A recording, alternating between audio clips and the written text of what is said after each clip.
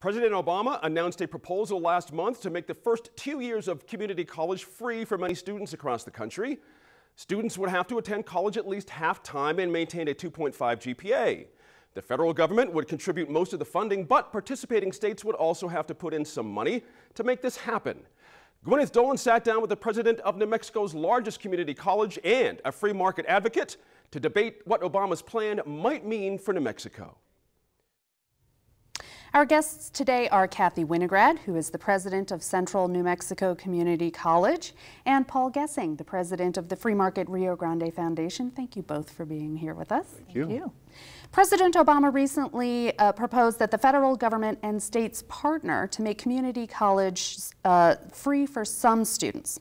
Kathy, what would this proposal mean for students at CNM and other community colleges in New Mexico? Well, I think the thing for us all to remember is that the state of New Mexico has actually made an incredible commitment to higher education through the lottery scholarship. So much of what is being recommended is very, very similar to what we have been doing in New Mexico for many years. The one thing that is included in President Obama's recommendation is support for returning students, which of course, the devil's always in the details, but is a wonderful opportunity for us to really challenge ourselves to face the things that we need to face to get more students graduating from higher education. Because the lottery scholarship is only available to students who go to college right out of high school. Exactly. And they have to take so many credit hours. They have to meet the 2.5 grade point average. So it's very similar to what's being put out. I'm actually sorry that New Mexico wasn't given some kudos for what we have been doing for many years in that regard. You mentioned the GPA, and our universities do a lot of remedial education already, Paul, for students who are admitted but aren't quite ready for college math or college writing. So is putting more money toward community college tuition the best way to get at that problem, for example? Not in our opinion. We'd like to see more choice, more reform of the K-12 system to really make sure that New Mexico students are prepared when they leave as seniors from high school and go out either into the workforce or to an institute of higher education. This seems to be, Obama's proposal seems to be pouring more money after money that's already been spent in ways that haven't necessarily helped the students achieve the educational results that we all want them to. So you would take some of this money that would go toward this program and put it back into K through 12? No, I think K-12, quite frankly, has plenty of resources currently to reform itself and improve educational attainment. We just need to reform the system with an emphasis on choice and competition among our educational institutions so that they better serve the students going through those and hopefully achieve better results. And I believe they would, and a lot of data out there indicates that school choice programs do help those students in K-12 achieve higher results. Kathy, about 40% of college students are enrolled at one of our more than 1,000 community colleges in the country, but very few of them actually graduate with an associate's degree or a certificate within the first few years. Why is that? I think that it's really important to understand that we have a student whose life is very complex. We are dealing with students who work full-time. 60% of the students at CNM have children. There are competing issues that get in the way sometimes. But I do think it's really important for us to focus on the improvements. The state of New Mexico has moved in a direction to focus on outcomes. I can only speak to CNM's numbers, but we've had a 207% increase in the number of students we graduate from CNM with an associate's degree since 2008. Even other community colleges throughout the state are making progress. And the national average is something like 30%. It is. So what's ours? We're working on 15, which means we were really in a difficult situation in terms of our percentage. But we are improving, and we need to figure out how to focus on those things that are working and continue to move in that direction. Paul, are there other factors that you believe keep students from graduating in a timely fashion?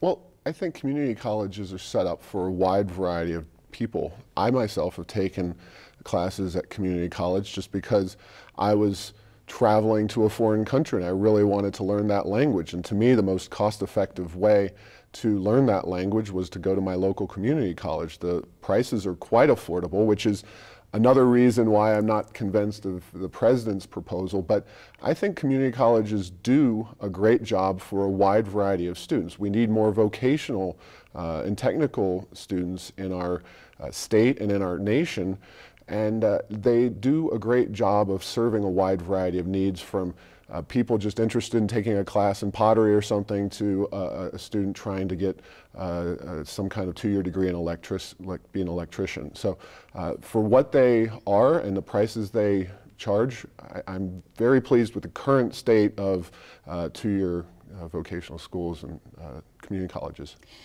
This proposal from President Obama would require students, in order to get this free tuition, to keep a 2.5 GPA. That's about the 80th percentile.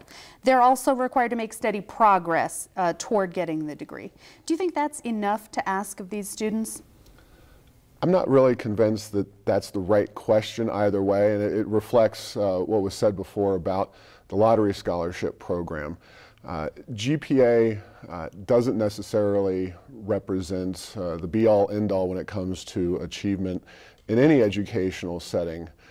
We already have this lottery scholarship program right here in New Mexico, and we should focus on using those resources more cost effectively. In community colleges— Does that mean raising the GPA requirements for the lottery scholarship?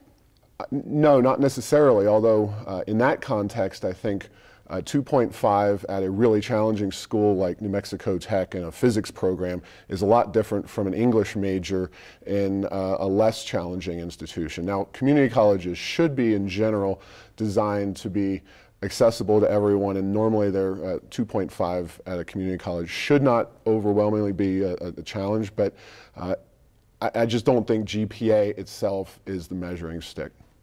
Good point. Lawmakers are in Santa Fe right now for the 2015 legislative session, and they'll be talking about funding for education as usual.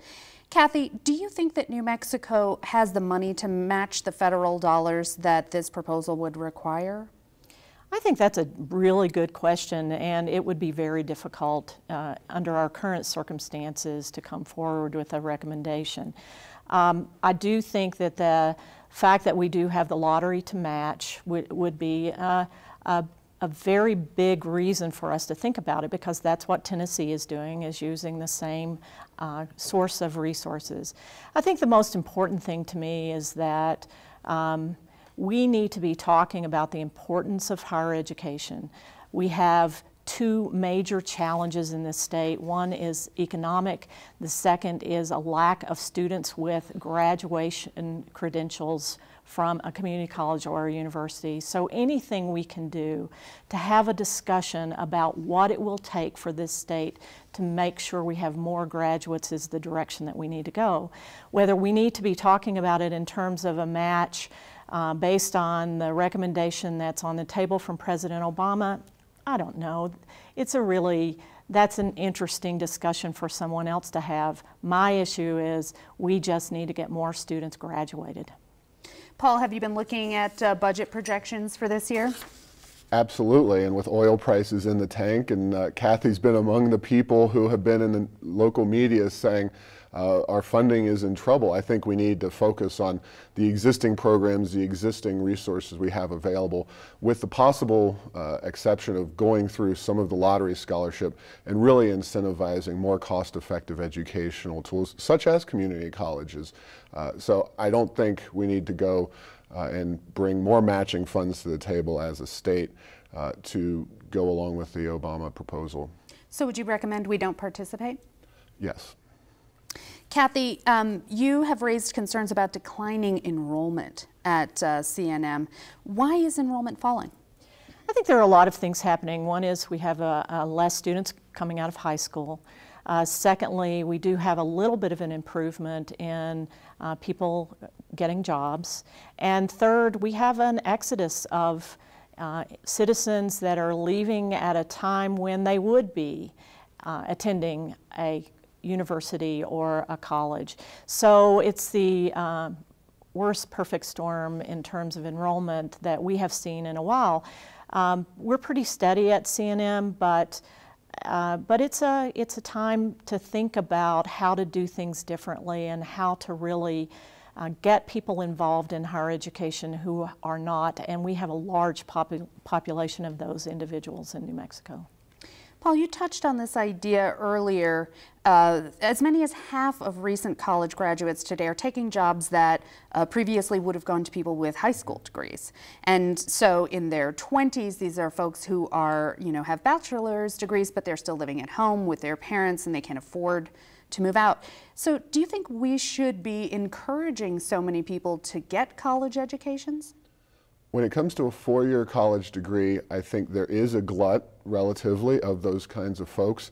And it's been encouraged by policies, particularly a federal student loan program, and a lot of resources have gone into higher education that have resulted in too many graduates chasing too few jobs. And so employers have raised their standards and arbitrarily now require a college diploma for things that really don't require them. That and the fact that I do believe there has been an element of reduction in standards as we see the K-12 system struggling and the remediation at the community college level, that maybe the students aren't as skilled as they need to be at each level of the process. And so I think we really need to focus on not just graduating students, but graduating those students and having the skills that they claim they are going to have going out in the workforce, and making that diploma mean something. Those are two very important things.